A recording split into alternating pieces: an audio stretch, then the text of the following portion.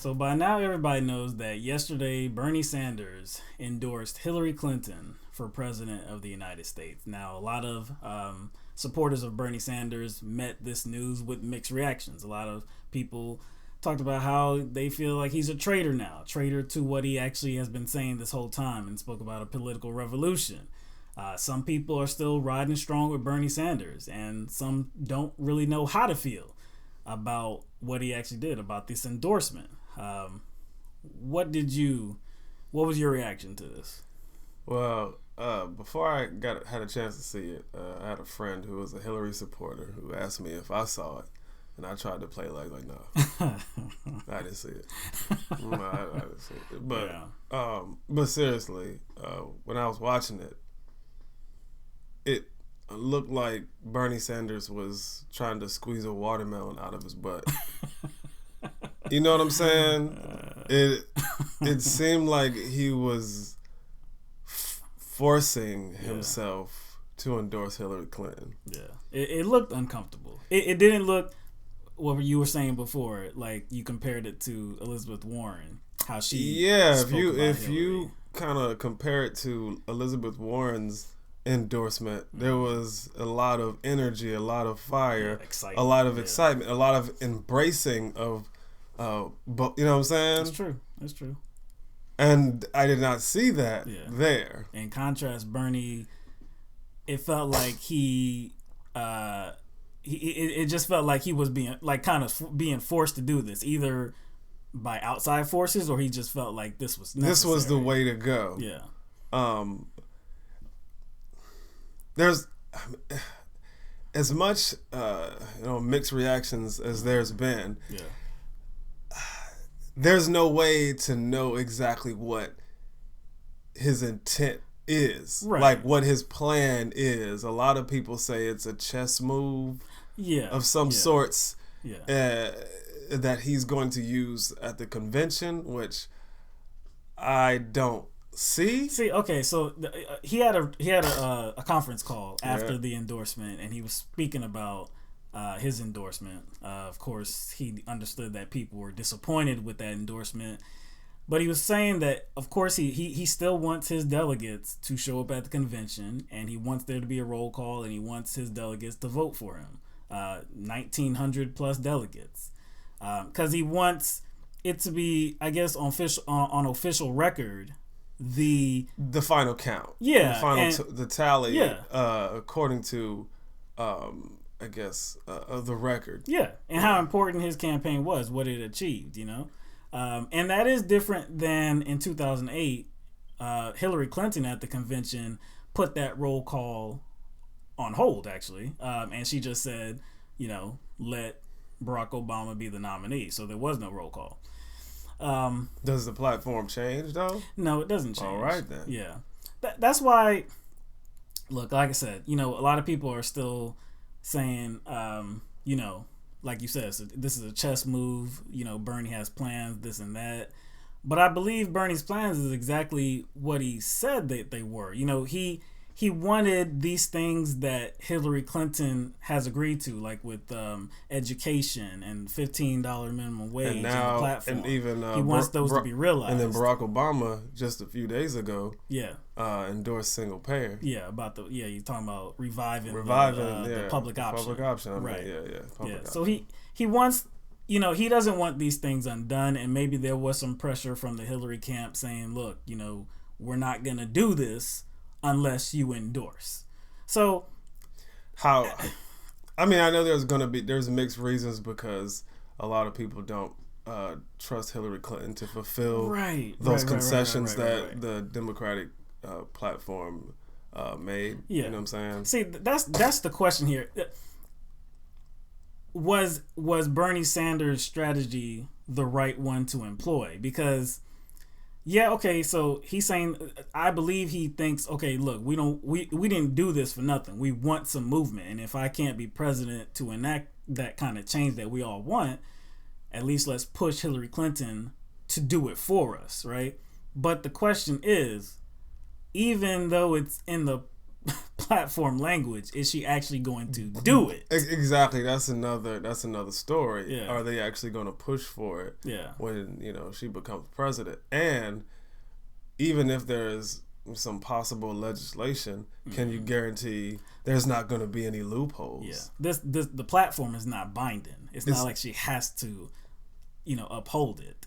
And so the only way to trust her. Exactly, the only way that it is I guess seemingly binding is that if Bernie Sanders gets some sort of position, right? Which I don't see happening. Yeah. I don't even. I've heard that he could be like a chairman, of a certain committee or something like that. I think the financial board or something like that. But either way, really, this helped signal that. This does effectively end, Bernie Sanders' campaign. Not to say that, he conceded and he's not gonna he doesn't want his delegates to show up and vote for him. It's just that he realizes that it is over. And really, we should have realized that too when the FBI refused to recommend an indictment and the DOJ said no indictment. No indictment. And then the day after, Barack Obama is campaigning with him. Actually, it was that same day. It was that same day. It was later on that day. Yeah. Because Comey spoke to reporters at the beginning of the day, and then later on in North Carolina, Obama campaigned with Clinton. So, look, that really signaled it because at this point, the only way that Bernie Sanders was going to come away with the nomination is if he challenged. Well, the only way was the superdelegates voting for him. Like switching their... Yeah. And the only way they would miraculously switch their sides from the establishment over to Bernie Sanders is if something drastic happened. Like an indictment. But that didn't happen. Do you think they would have switched it if she would have got indicted? That's not even a guarantee. That's not a guarantee. It's not a guarantee. But we don't even have to live in that world because she's Teflon Hillary. She didn't get the indictment, or it's not going to go forward. So basically, like I said, it's pretty much over. Now I have heard online people referencing FDR, and they're saying like in 1932, FDR had endorsed his opponent. And then at a contested convention, he emerged as the Democratic nominee. That's I have found no evidence that took place. In 1932, FDR before the convention actually had won the majority of delegates going into the convention. So that wouldn't make any sense that he would endorse somebody that has less. His opponent was the one. Yeah. And he had two main opponents, too. I can't remember the names. I think it was Garner and somebody else. I can't remember. But he had two main opponents. He would have no reason to contest. There would be no reason to do that. So, I understand people want to keep this train going. And look, I'm not against Bernie Sanders. I'm not one that will call him a traitor. I'm not going to call him a traitor. I don't support the endorsement, but I'm not against Bernie Sanders at this point. Like I said, I appreciate what he meant in this campaign and the things that he tried to push in his campaign. And I appreciate that he will keep pushing forward with those objectives. Yeah, to me, it doesn't really matter that he endorsed Hillary Clinton. Like, the endorsement doesn't, eliminate my political indictments towards Hillary Clinton. It doesn't somehow magically make those things go away. No. And I don't think I don't think he thinks that is going to be a possibility too. In his language, really, in that endorsement, it really felt like, look, we can't chance Trump. And that's the way he feels. We can't chance Trump. So he's going to be campaigning against Trump. And I really believe he's going to do that. Now, in his language, he might say, yeah, we have to make sure Hillary Clinton is elected. But it's not vigorous support. Nobody can say that when listening to him speak, it sounded like he's advocating that Hillary Clinton is a great candidate now. He just recognizes the reality that we live in right now, and he has less delegates than Hillary Clinton, and there's nothing to suggest that the superdelegates are going to vote for him. Think about this. Think about what Hillary Clinton criticized him for doing. And that was over challenging Barack Obama. Right. That's all she brought up. Right. I don't see him doing anything different if she becomes president. Do you know what I'm saying? Right. I don't see him under challenging her. No. He's gonna challenge her. And look, to those who think that this is a chess move, because I've even seen an article saying that, in doing what he did, in endorsing Hillary and saying that, look, she supports this, she supports this, she supports this. If she does get elected president and then in turn does not hold up her part of the bargain, pretty much, does not hold firm on these issues that she says that she's for now, then Bernie Sanders will be there saying, look, she didn't do it. Look at that. She lied. Mm-hmm. She's not who she says she is, And then that may lead the way for... The only way this makes sense is if it leads the way to 2020 and somebody challenges the incumbent Hillary Clinton for president. That's the only way that makes sense, because we see right now, we've always seen that congressmen, senators, they always challenge presidents. Usually, they're challenging the one in the, that's of a different party than they are. But still, we always see that on Fox News, CNN, MSNBC. We see that all the time. So why can't it be within the party is what you're saying? Yeah, it can be. Yeah, why can't it be? But like I said, if it's a chess move and we catch Hillary Clinton not doing what she says she's going to do, the only way this makes sense is if somebody challenges her in 2020. It's a chess move where we may not see the results until down the line. Is that what you're saying? Right. Okay. Yeah. Like I'm saying, that would make sense. But somebody would have to emerge sooner rather than later. Somebody would have to be constantly calling her out. And I don't think it's going to be Bernie. I don't think he's going to be running again in 2020. Oh, heck no. I don't think so years either. Old. I don't believe he'll run. It would have to be somebody who else. was constantly calling her out Yeah. throughout her whole term. And then all of a sudden, maybe like a year and a half before. Like, I don't like this. I don't like this. Look at that. You know what? We can't deal with this no more. I'm running. I'm putting my name in. I'm challenging the incumbent.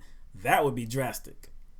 I don't know how that would be perceived, but if you do have a record of look, she lied. She's not doing what she says she is. She's not a progressive. I'm running. I'm challenging her. We need to bring about real change in this country. That would be I guess that would be drastic. I guess maybe, but it might work. I guess one of the reasons for Bernie's downfall was the fact that I guess the train got going a little late. Yeah, and people knew who Bernie was, but they didn't know who he was. Yeah, you know what I'm saying? Yeah, no, people didn't get, I guess, familiar with him until, it was already assumed that Hillary Clinton was going to be the nominee. So he's coming from a small state. He has barely any recognition. It was already set up for him to fail. We all recognized that from the start anyway. The superdelegates were already on her side from the beginning. So this, not to mention the voter suppression, the election fraud, the limiting of debates, the limiting of the Bernie blackout, the closed primaries, all of that, of course. The 33 delegates that were already money laundering. Into her campaign and not to the DNC. Right. All of this, of course, did not benefit him at all. It benefited Hillary Clinton. So look, we're just pretty much accepting reality. We're not against Bernie Sanders because what Bernie Sanders stands for, we still stand for.